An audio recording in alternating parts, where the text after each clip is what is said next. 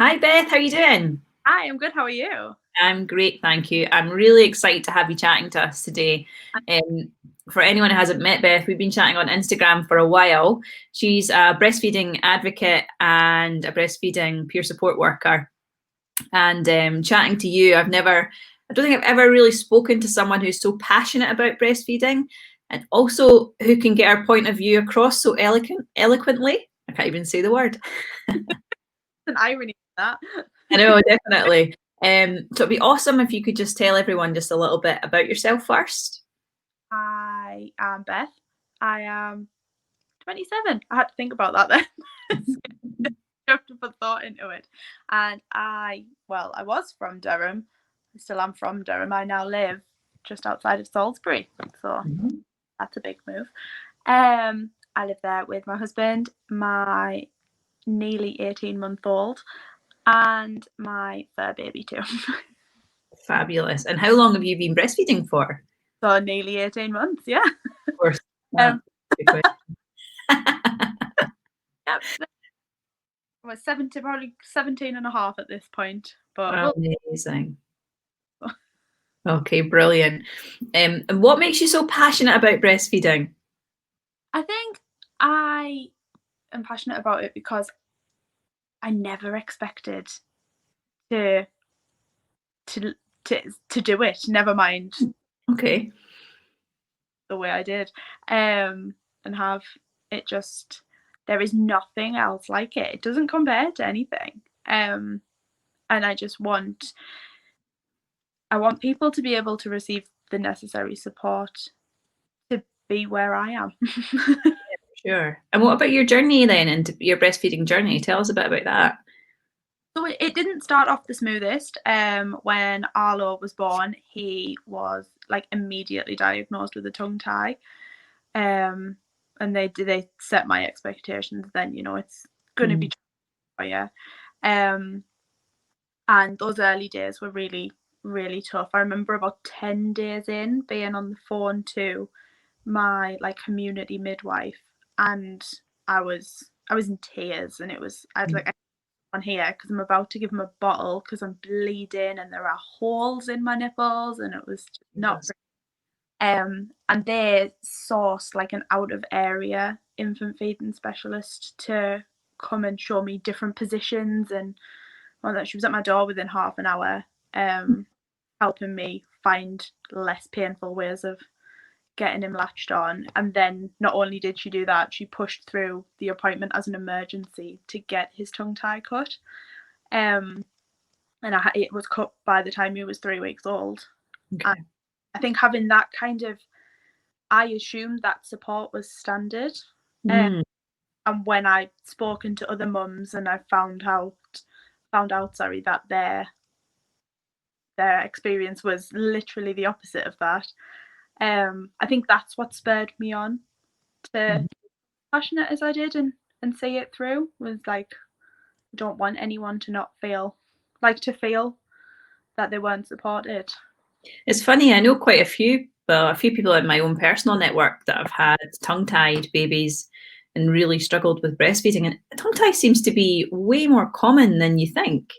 I read somewhere, I don't know how true it is, so don't quote me on it, that there's a link between taking like pregnancy vitamins and stuff and born with tongue tie. So, but it's like the opposite way. So if you don't take them, they're more likely to have Hmm, interesting. correlation. Right, okay.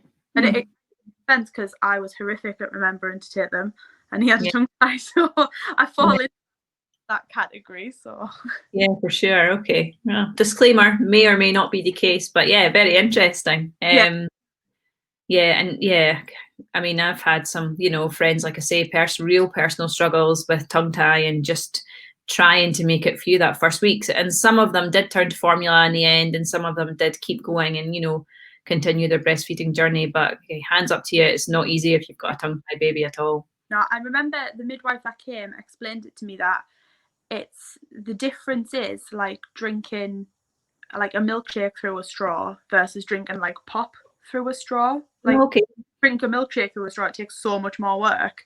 Mhm. Um, and then all of a sudden to then drink pop through a straw, it's so much easier. And there's they've got to learn how to feed all over again. Yeah, for sure. Wow, that's mad. Yeah. So what do you love most about breastfeeding? The thing I love the most about it is that it's made me so confident. Which is, I've very much adapted this mentality of I'm doing this. This is me. Like, it's not anything I've bought or what. It's me. Not only have I grown this baby, birthed him, and then continued to grow him with my own body, and it's been a huge eye opener. Like, from like a body confidence perspective, is I don't care what it looks like, because look what it can do.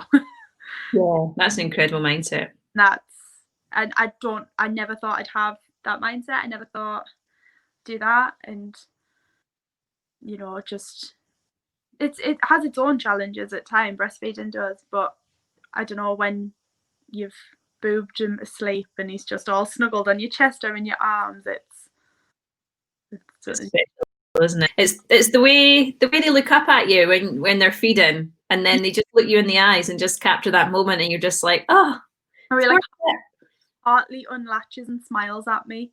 Yeah. His latest one, he comes off completely and gives me a kiss and then goes back down, and I'm just like, oh, that's amazing. That's amazing. That's just so nice to hear. My daughter, she weaned naturally at 16 months. So sadly, by your point, we'd finished breastfeeding.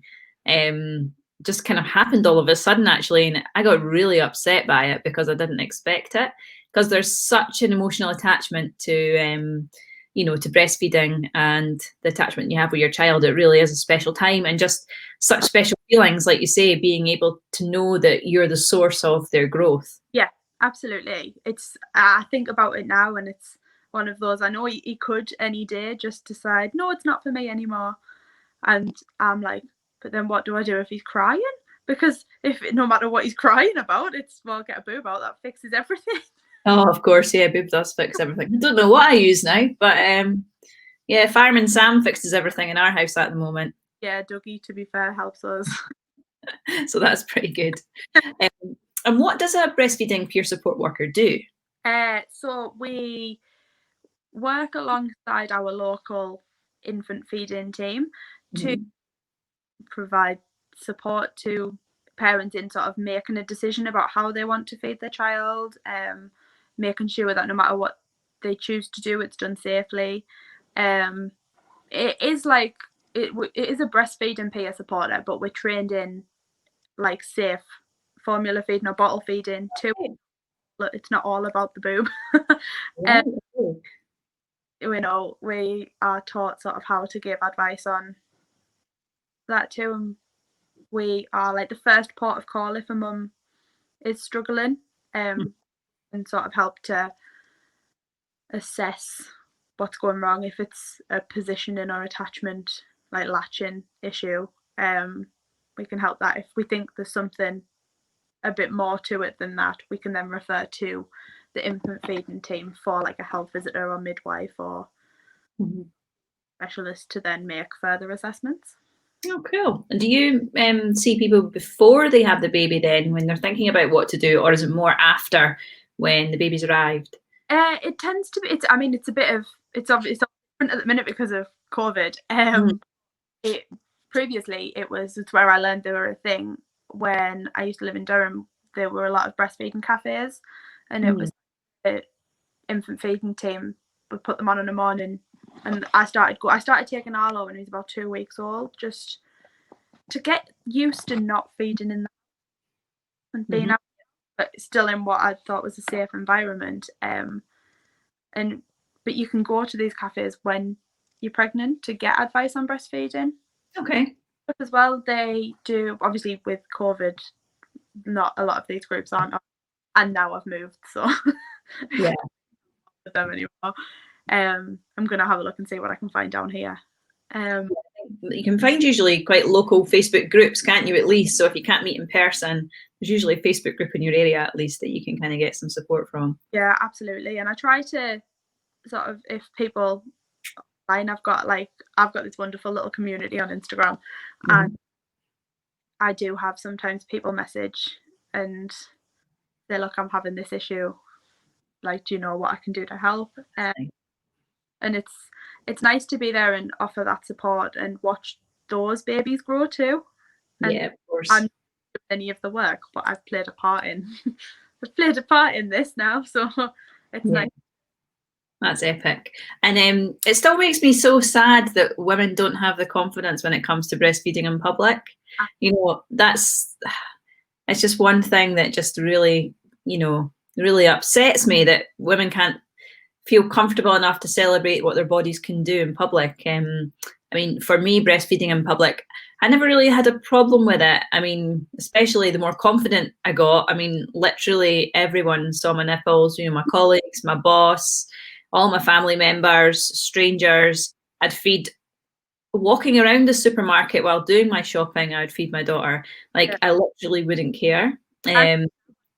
Arlo will be sat in the trolley and I'll be pushing the trolley with a boob out and he's on my boob. Yeah. Forward. And I'm like, I'm sorry, this is way more convenient than listening to mum cry all the way around. Yeah, I mean, I'm exactly the same as you, and I definitely took that mentality. What would you say to women that, I guess, are lacking in the confidence? I guess with COVID, you're not feeding in public as much anyway. Maybe that's a good or a bad thing for your confidence. But what would you say to women, I guess, who are still feeling a little unsure about breastfeeding in public? There was nothing more eye-opening than feeding in public for the first time. The first time I fed in public was in an Asda cafe. Got right in the corner seat and I sat facing the corner, so my back was to him, and I was trying as quickly as we can get the boob out and him on, and I'm like looking round like, oh no, people are gonna think, like, what are people gonna think? And nobody was looking at me, nobody. And I was like, maybe I'm not as important as I like to think I am. Yeah, that's so true. But yeah, people don't care as much as you think they might. I've been really fortunate in so much as the only time people have commented in public, it's been nice things, you know. Someone like tap me on the knee and be like, good on you, lass, and continued walking. The only negative comments I've had have come from family and friends. I guess because they're closer and they're not a stranger in the street, they feel a bit more comfortable giving their opinion. But it's funny that the people that have offered advice have been people that don't have kids. Okay. Well, I think I know, you know, it's, oh well, he mustn't be getting enough if he's feeding that much, and it's like, getting enough. Yeah, totally. Yeah, you're right though. I mean, the most experiences I had out, I remember if my daughter was like having a meltdown and I needed to sit down and feed her, or I looked stressed, people always came and asked if I was okay, if I needed anything. There was one point where we were in a lift feeding and the lift broke, and we were in there for about 20 minutes and she was screaming. So it was an extreme stressful situation, and I was feeding her in this lift, like pressing the emergency button, wondering when anyone was going to come and save us. Once we got out the lift, we were whisked away to like, I mean, luckily we broke down in Harvey Nichols, so it's not that bad. So we were whisked away to like the VIP room, and they sat me down, brought the nicest like teas and coffees and biscuits, and just said, calm down, you know, just have as much time as you want in here, feed her, chill out. The room, ironically, was surrounded in Gucci's new collection, because they'd picked it out for personal shopping for someone coming in next. So I was just like, this is like so surreal. But you know, sorry? I never thought I'd be jealous that someone got stuck in a lift. No, I'll have to share the video on my Instagram actually. But yeah, it was so nice to just feel like so welcomed by the staff, and you know, there was never any issues. Everyone was always trying to do their best to make sure you felt comfortable when you were feeding outside. So good. Yeah, for sure. Yeah.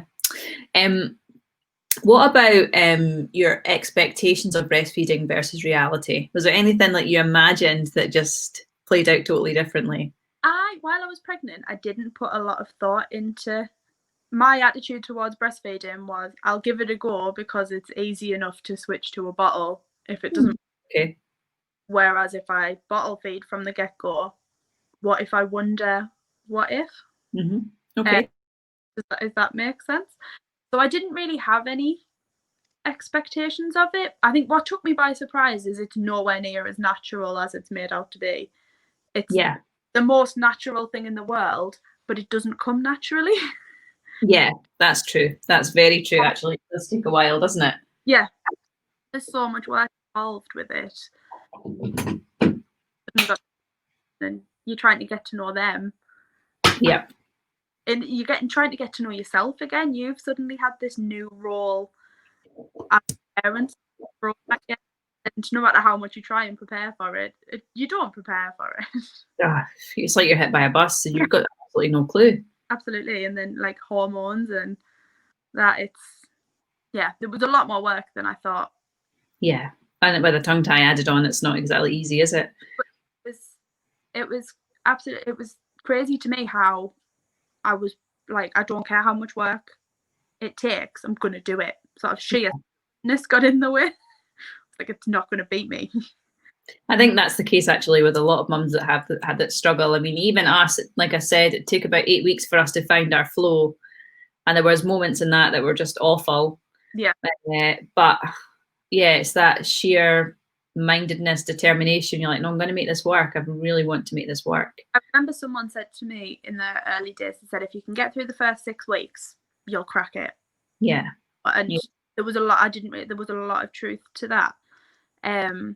You know, by the time we hit 6 weeks, we were starting to find our flow. Yeah. By 8, 9 weeks, I was like, I've got this down. Yeah, totally. Absolutely. Until but like, I'm like teething. So got you content with biting.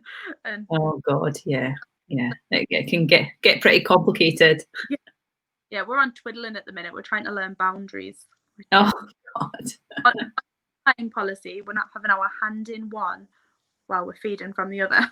Right, okay. God, I didn't really have to deal with that, so I'm all right with that. That's quite funny. You think, right, I've got the hang of this. They hit like a new stage and throw a new curveball at you. Totally, absolutely. Oh, it's mad.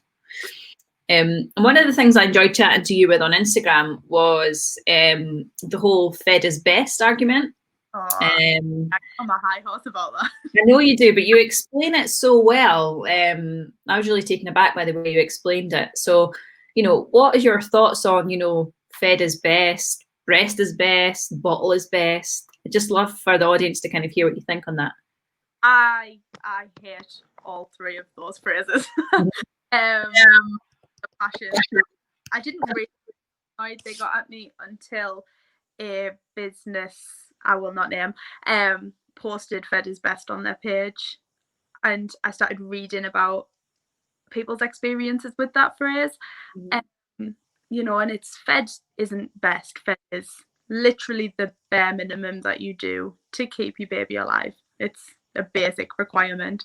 So like some people say like scientifically breast is best, but it stops being best the second that starts impacting the mother's, you know, mental, physical, emotional well-being. What I like to say is best is making an informed decision, you know, on how you want to feed your baby with as much or as little breast milk in whatever form. You know, whether you want to express, you want to breastfeed, you want a bottle like formula feed, or any combination. It's not as black and white as people think, you know. And yeah, so I think being informed is what is best, and I think whatever you then choose to do with that information, being supported in that decision is best. With, you know, the likes of a peer supporter or your midwife and health visiting team, or, you know, if you want to go to like independent consultants, to get that, however you want and need to get that support, as long as you get it, that's what's best. Epic. And have you got anywhere you can signpost people in terms of getting help and support? The first port of call I would say would always be, you know, your health visitor, or if you know of a group with a peer supporter. I'd always say they're the best way to go, like as a first step, and they're able to then point you in the direction of that. There are independent like lactation consultants but they're like, it's private, so if you're prepared to pay for it, then they're absolutely like amazing. That's my sort of long-term goal. That's what I'd love to do. Okay. There's a lot of work that goes into it, so it's not going to happen for a while. But I've taken the first step by becoming a volunteer, so yeah, that's epic. Amazing. Right, so to change topics slightly then, you'd mentioned mental health and you're happy to chat about that. I mean, I was looking through your Instagram earlier. I came across one of your posts where you were talking about the first time you experienced some negative breastfeeding comments, and it was from a doctor in regards to your mental health. And he or she kind of said to you that you had to decide what was more important, breastfeeding or mental health. I wonder if you'd be happy to just touch on that a little bit. yeah, absolutely. I hold, in the same way I like normalising breastfeeding, I like normalising mental health too, so I don't really pull my punches on that. Beginning of the year, I was diagnosed with postnatal OCD, which you don't hear about all too often, but is a real thing. And I sought sort of counselling to help my support with that, but I knew from my past struggles with anxiety that medication does help. So I went to go and have a conversation with my doctor about it because I knew I was breastfeeding and I wanted to make sure I didn't just go on anything that would have a negative effect on Arlo. And the doctor just, I mean, the end result from the conversation with the doctor was that he said I needed to choose what was more important, my mental health or my breastfeeding journey. And comments along the way, he asked how old my little boy was, and I'd said, I think at the time he was 10 months, and it was, well, let's hope you're not still feeding him on his wedding day. And Unbelievable. like everyone's listening to the World Health Organization at the minute, what with the pandemic that's happening, but you can't pick and choose what information. They also recommend breastfeeding for at least the first 2 years. You can't pick and choose what information. And once I'd sat and thought about it, I was so angry. I was angry at myself for just being like, yeah, okay, let's hope not, and going along with it. And I wished so hard that I'd said something, but I didn't. And then I did make another appointment with a different doctor, who I remember the first time I saw her, she was showing me, I'd gone because Arlo he had a temperature and he didn't seem very well. And after we established that he was fine, I was putting him back in the carrier and she was like, did you know you can adjust that carrier so you can feed him while he's still in it? It's like, what? No, he was only about 8 weeks old. So then we stood in the surgery and she showed me how to adjust this carrier. She was like, I used to have one of these for my little girl and I fed her in it all the time. And I was like, I need to go and see her because she's like, she'll give me the right answer. And she said, when I made that appointment to talk to her, that he was talking rubbish, and I'm still on my medication now. It does take sometimes a mother to speak to a mother, just to really understand the struggles and frame it correctly, I think. I think it took me aback that it was the most negative experience I'd had. Yeah. And a medical professional, it was. Yeah. I think if I wasn't so confident in what I'm doing, it would have, like, I could have stopped then and go, right, okay, he's never having it again. And yeah, definitely would have made you question if you weren't a confident person, Absolutely. And that's, and I made sure when I spoke to the other doctor that she knew what he'd said, which I hoped words would be said, but I don't know. I probably should have actually made a complaint myself. Yeah, but hey, you only do what you can do in that time as well. You're vulnerable. You're not well either. So there's so many other elements to it. Absolutely. For sure. And are you feeling better now? Oh yeah, absolutely. I'm doing a lot better now. it's, you know, I had like a round of counselling, and it was like high intensity therapy, and that was good. And I think, to be fair, I think the moves really helped us. We're a lot more rural. It's a lot like we can just go for walks and Yeah, just get out. Yeah, I mean, the fresh air. the fresh air makes a big difference. Yeah, I went through a little bout of postnatal depression as well, and I got counselling for that. And I have to say, counselling really did help a lot. Yeah. Just shift perspective almost. Yeah, You know? absolutely. Like the thought challenging process that she gave me, because the OCD that I have doesn't manifest itself in your typical flicking light switches or hand, or, you know, like physically like that. It's, for me, it's a lot of intrusive thoughts. It's a lot of not nice thoughts, and it's challenging them to be like, you know, one of the first things she said to me is, I would be more disturbed if you weren't disturbed by what we're having. Okay. You know, she says that's your brain being anxious about something and then trying to protect itself by going, but that's not that bad. Look, it could be so much worse. Okay. Kind of attacking itself in trying to protect itself. Wow. That's incredible. Yeah. Postnatal OCD is not something I've really ever heard of, actually. I'll have to have a little. Yeah, I wouldn't have said. But then I don't know, when I had my therapy, when we were tracing it back, we traced it back to start, probably like OCD symptoms starting when I was about 17. Wow. Although I wasn't diagnosed until Sure. like postnatally. They said like things like giving birth can intensify it, because then suddenly you've got this little baby who is your whole world. Yeah. And the stress of it can like make it so much worse. Oh, absolutely. I agree. And I mean, another thing that I know me and you have in common as well is kind of solo parenting, which in the first year of a child's life is bloody difficult. Oh yeah. I don't know about you, but my husband works away generally kind of 3 weeks away, then 2 or 3 weeks home. And I, like you at the time, I've still got my 2 dogs and a baby, and it was winter. It was just awful.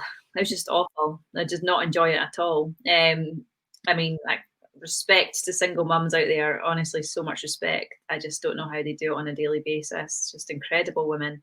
Yeah. But yeah, how do you find the whole solo parenting? What's the kind of split for you? It differs. So yeah, my husband's in the army, so he can be home for months and then away for months, or home for months and away for a week, or it used to be he's just started a new job, which is why we've moved. But he could come home on like a Wednesday and be like, oh, by the way, I go away for 3 weeks on Friday. Like suddenly you've got to drop everything and think, right, now I need to try and reorganize that to be the only person. And it was, especially in the early days, it was a nightmare, because obviously I had to walk the dogs, and I can't not walk them. And it was, you know, it was for a long while. I would sort of plan my day, so my dad would come over every morning to watch Arlo while I walked the dogs, and then I'd have a friend come over on a night who would watch him while I walked them again. And it was, my whole day was navigating around, well, they're coming about this time, so I'll walk the dogs then. Yeah, totally. It's definitely not easy, is it? No. But at the same time, you get into quite a nice routine when they're away sometimes as well, don't you? Now that the kids are older. Yeah, get into it, like, yeah, so he'll go away for like 2 weeks, and by the time he comes back, I'm like, go away again, because now every time I go in the toilet, the seat's up, and I've just had 2 weeks of it not being like that. And now you've got 2 children to contend with and not just one. That's what it feels like sometimes, for sure. Although he would probably say the same about me. So well, yeah, my husband would definitely say the same about me, but it's not true. Right, I'm going to ask you some of the questions that our community were asking. okay. And maybe you can give some answers. So we had one from one of our followers. How do I drop some day feeds? My baby is 16 months old and still feeds for 2 hours a day and night. 2 hours every day and night. I'm okay with the night feeds, but he's now stopped eating solids instead and wants boob. So she's looking for some advice on potentially dropping day feeds. I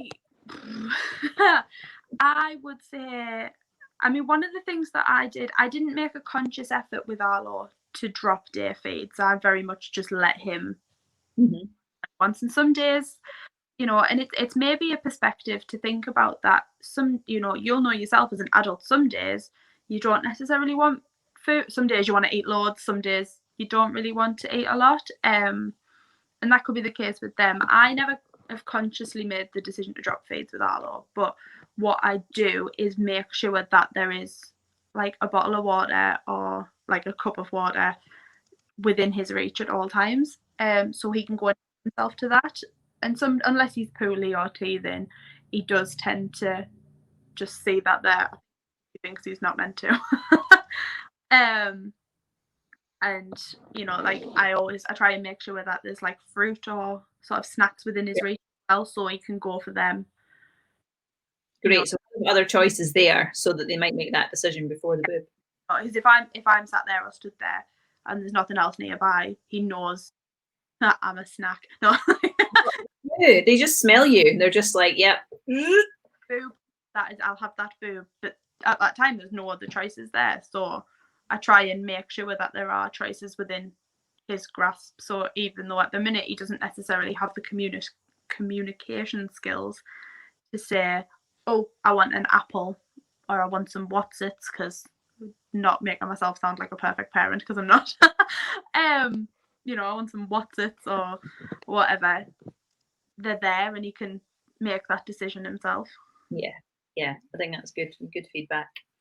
Okay, another question here. How do I know when it's time to stop breastfeeding? I feel like, you know, if you're ready to stop, you know, you'll know that you're ready to stop. If baby is ready to stop, you'll know that they're ready to stop. I don't think on paper there is a right time. The right time to stop. You know, people that say, oh, well, I think they're getting a bit old, is up there with the fed and best people. There's no, you know, like the World Health Organization says that the average age for weaning is between 2 and 7. Oh, okay. So there's I don't, like I say, on paper I don't think there's a right time. But if you'll know if you're ready to stop, if you're starting to, you know, if it's starting to affect you physically or mentally, and you don't want to anymore, then that's maybe when, you know, you should, and you may be feeling that way more than you're feeling like you love it. Yeah, I think you're right. It's listening to your gut and not listening to other people, because other people, it's just like you say, it's just so easy for them to give their opinion, and no matter who they are, if they love you, they just want to see that you're happy. But what they think makes you happy isn't always the right thing. So just trust your gut, isn't it, really? I apologise if you can hear Jax. He's just known to the delivery person at the door. This happened to me in my last chat. It was my dogs barking at the postman. But the delivery person at the door, and he's just always there. Yeah, mine are the same. Okay, one final question that we got from our audience relating to your profile is, what makes you antisocial? I think that's what you say on your profile. I do. It's not so much the antisocial part of my profile that I was honing in on, I'm not going to lie. It was the other part, because the full sentence is sometimes antisocial, always anti-Tory. And yeah, I saw it on a print somewhere online and I just loved it. I was like, that's the perfect, because no one can be, I like to think of myself as a bit of a social butterfly, but no one can be a social butterfly all of the time. It's exhausting. Yeah, and especially when you're a mum, anything's exhausting, especially putting on some social acts. No thanks. Okay. Brilliant. Well, thank you for chatting to us, Beth. Thank you for having me. No worries. We got some good info there on breastfeeding out of you. And as Beth said, you know, if you are looking for support, you know, speak to your health visitor. they can point you in the direction of people like Beth, peer support workers, that can definitely offer you some support. Or look up your local breastfeeding groups on Facebook. They'll have virtual meetups probably if they don't have meetups in person. So Durham, they were having a lot of virtual ones. Yeah, brilliant. And I think finally, just to summarize, is ask for help. You know, if you're breastfeeding and you are struggling, please just ask for help, because there's so many amazing resources and people out there that do want to help you on your journey. Absolutely. And where can people find you, Beth, if they want to follow you or chat to you? So I am on Instagram, and you can follow me. I am at I'm at the Sullys _X. Okay, got that one. Perfect. Right, Beth. Well, thank you so much, and enjoy the rest of your day. Absolutely, you too. Right. Bye. Bye.